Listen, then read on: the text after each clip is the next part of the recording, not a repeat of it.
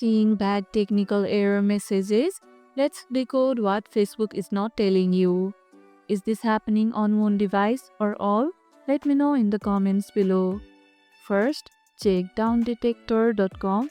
It might be a global outage needing no action. Clear app data completely, not just cache.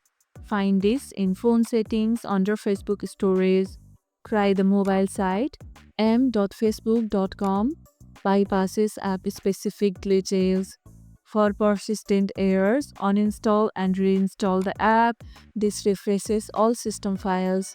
Still stuck?